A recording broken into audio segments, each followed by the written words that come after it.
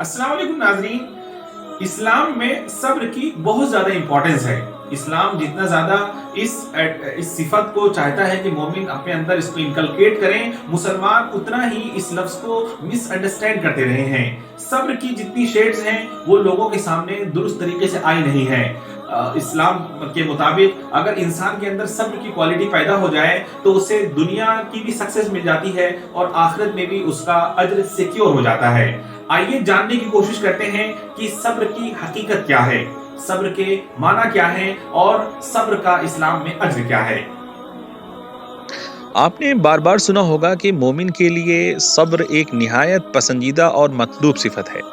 Patience ایک بہت بیلوڈ attribute ہے ایک بلیور کے لیے۔ اللہ تعالیٰ کا ارشاد ہے انما یوفی الصابرون اجرہم بغیر حساب، یعنی صبر کرنے والوں کو ان کا بدلہ بلا حساب دیا جائے گا۔ نیز ارشاد ربانی ہے ان اللہ مع الصابرین، اللہ صبر کرنے والوں کے ساتھ ہے۔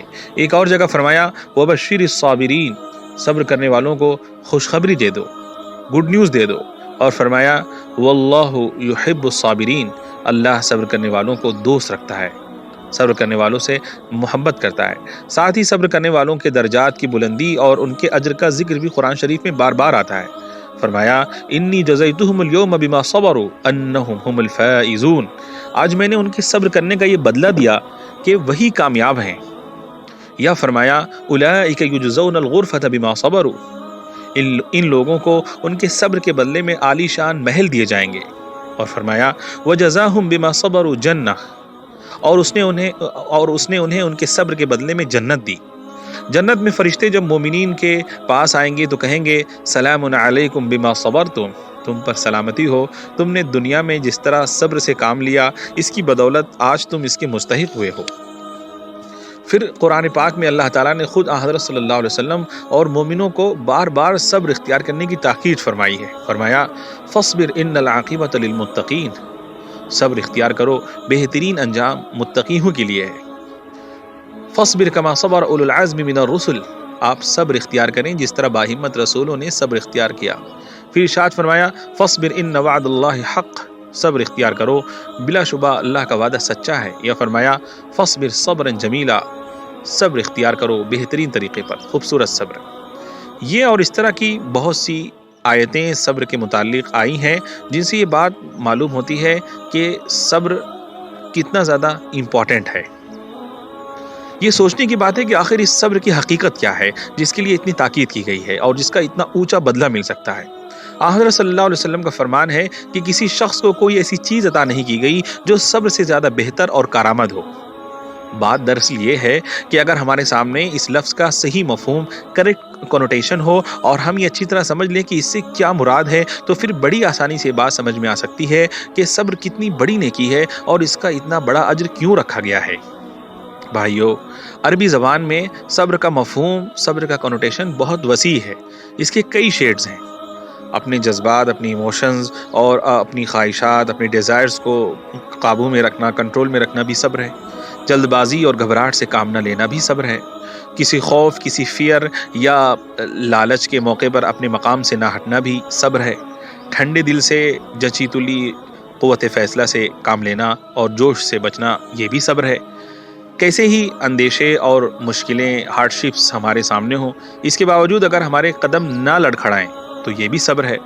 غصے کے وقت جب آپ اینگری ہوتے ہیں اپنے کو قابو میں رکھنا بھی صبر ہے۔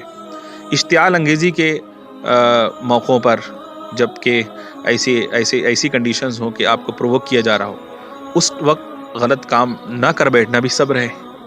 مصیبتوں کا پہاڑ ٹوٹے، حالات بگڑتے نظر آئیں تو ایسی حالت میں بے چین نہ ہونا اور حواس کو پریشان نہ ہونے دینا بھی صبر ہے۔ کسی مقصد کے حاصل کرنے کے شوق میں جلد بازی سے بچنا بھی صبر ہے۔ دنیاوی فائدے، نفس کی لذتیں اور طرح طرح کی چیزیں جب دل کو لبھائیں تو ان کے مقابلے میں صحیح راستے پر قائم رہنا اور کوئی غلط قدم نہ اٹھانا بھی صبر ہے۔ غرض یہ کہ قرآن پاک میں جس طرح پر اس لفظ کا استعمال کیا گیا ہے، اس کے دیکھنے سے اندازہ ہوتا ہے کہ اس لفظ میں بہت سے معنی سمیٹ دیے گئے ہیں۔ اب ذرا سوچئے کہ جب ایک بندے مومن ان تمام موقعوں پر جن کی طرف اوپر اشارہ کیا گیا ہے یا اس سے پہلے جن کا ہم نے ابھی ذکر کیا، اپنے نفس کو قابو میں رکھتا ہے، ان تمام کنڈیشنز میں اور کوئی غلط قدم نہیں اٹھاتا تو یقیناً وہ ایک بہت بڑا کام کرتا ہے اور اسے اس کا ایسا ہی بدلہ ملنا چاہیے۔ مثال کے طور پر سوچئے کہ ایک شخص آپ کو تکلیف پہنچاتا ہے، آپ کو بھی یہ قدرت حاصل ہے کہ آپ اسے تکلیف پہنچا سکتے ہیں، لیکن اگر صرف اس خیال سے آپ نے اس کی زیادتی کو برداشت کر لیا کہ آپ کا مالک آپ سے خوش ہوگا اور آپ اسے کچھ نہیں کہتے، تو یہ کیسے ممکن ہے کہ آپ کا یہ صبر کرنا بیکار ہو جائے اور آپ کو اس کا کوئی بدلہ نہ ملے؟ آپ سنتے ہیں کہ کسی شخص نے آپ کے خلاف الزام تراشیاں کیں، فالس ایلیگیشنز لگائے، آپ بھی اس کے بہت سے عیب جانتے ہیں، بہت سی کمیوں سے آپ بھی ان کے واقف ہیں۔ آپ کا نفس تقاضا کرتا ہے کہ اس کی برائیاں بیان کر کے اسے بھی لوگوں کی نظروں میں گرایا جائے، اس کو بھی ایکسپوز کر دیا جائے، لیکن آپ ایسا نہیں کرتے صرف اس لیے کہ ایسا کرنے سے آپ کو روکا گیا ہے۔ اس طرح نفس کی خواہش کو دبانے سے آپ کو ایک تکلیف بھی ہوتی ہے اور آپ اسے برداشت کر لیتے ہیں، پھر یہ کیسے ممکن ہے کہ آپ کو اس تکلیف برداشت کرنے کا کوئی بدلہ نہ ملے؟ یہ تو آپ کو معلوم ہی ہے کہ انسان کو ہر برائی کی طرف لے جانے والی نفس کی خواہش ہی ہوتی ہے۔ خواہش نفس کو روکنا صبر ہے۔ اس طرح گویا صبر برائیوں سے روکنے کے لیے سب سے بڑی قوت ہے۔ اگر انسان اس قوت سے کام نہ لے تو ہر آن اس بات کا اندیشہ ہے کہ وہ نیکیوں سے محروم ہو جائے اور برائیوں میں پھنس جائے۔ ایک شخص معاشی تنگی میں مبتلا ہے، فائنینشیل سچویشن بہت خراب ہے، حلال روزی کمانے کی جتنی کوشش کرتا ہے ناکامی ہوتی ہے، ذرا بے احتیاطی سے کام لے تو ناجائز طریقوں سے آسانی کے ساتھ رزق حاصل ہو سکتا ہے۔ اس موقع پر اگر وہ اللہ کی ناخوشی کے خوف سے غلط طریقوں سے بچتا ہے اور اس کے اجر کی امید میں سختیاں برداشت کر لیتا ہے تو یہ صبر ہے اور اس کا اجر اسے یقیناً ملنا چاہیے۔ دوسری طرف ایک شخص کو معاشی خوشحالی حاصل ہے، فائنینشیلی بہت اچھا ہے، جائز طریقوں سے اللہ تعالیٰ نے اسے بہت کچھ دے رکھا ہے، دولت اپنے ساتھ ساتھ تعیش کی خواہش اور نام و نمود کی آرزو لے کر آتی ہے، قدم قدم پر نفس کی خواہشات دولت کے نئے نئے مصارف سامنے لاتی ہے۔ اب اگر اس موقع پر بندے مومن اعتدال کی راہ قائم کرتا ہے، کسی ایسی جگہ اپنا پیسہ صرف نہیں کرتا جو اللہ کی ناخوشی کا باعث ہو اور ہر غلط خواہش کے مقابلے میں اپنے نفس کو روکتا ہے، تو یہی صبر ہے اور اس کے لیے وہ یقیناً اجر کا مستحق ہے۔ کاروبار کے شباب کا وقت ہے، بظاہر ذرا سی بے توجہی سے نقصان کا اندیشہ ہے، لیکن عین اسی وقت دین کے تقاضے بھی سامنے آتے ہیں۔ کسٹمرز کو چھوڑ کر نماز باجماعت کے لیے دکان سے اٹھنا پڑتا ہے۔ اب ایک طرف کاروبار کا دباؤ ہے، دوسری طرف اللہ تعالیٰ کے احکام ہیں۔ اس موقع پر ظاہری مفاد کو ترک کر دینا، کوئٹ کر دینا، جو کرنٹ بینیفٹ ہے اس کو چھوڑ دینا اور اس کے لیے اپنے جذبات کو قربان کر دینا، ظاہر ہے کہ اس کے لیے آپ کو اجر ملنا چاہیے۔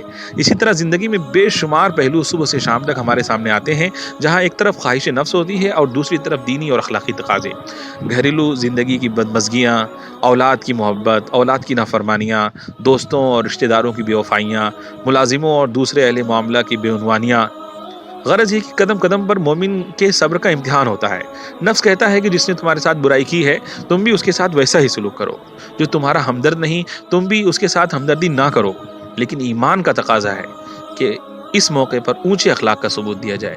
حضرت صلی اللہ علیہ وسلم کی یہ تعلیم نظروں کے سامنے آ جاتی ہے، ان اصل من قطعنی، جو مجھ سے کٹے میں اس سے جڑوں، واعطی من حرمنی، جو مجھے محروم کرے میں اسے دوں، واعفو عن من ظلمنی، اور جو مجھ پر زیادتی کرے میں اسے معاف کروں۔ ان باتوں کے سامنے آتے ہی جذبات میں سکون پیدا ہو جاتا ہے، آپ کے فیصلے بدل جاتے ہیں، آپ جو کچھ کرنا چاہتے ہیں وہ نہیں کرتے۔ یہی صبر ہے، یہی بڑی ہمت کا کام ہے۔ ارشاد باری تعالیٰ ہے، وَلَمَنْ صَبَرَ وَغَفَرَ إِنَّ ذَلِكَ لَمِنْ عَزْمِ الْأُمُورِ، جس کسی نے صبر کیا اور درگزر سے کام لیا تو یقیناً یہ بہت اونچے درجے کا کام ہے۔ حق اور صبر میں بڑا گہرا تعلق ہے، بہت ڈیپ ریلیشن ہے۔ آپ حق کو اختیار کریں یا حق پر قائم رہنا چاہیں، دونوں صورتوں میں آپ کو صبر کی ضرورت ہے۔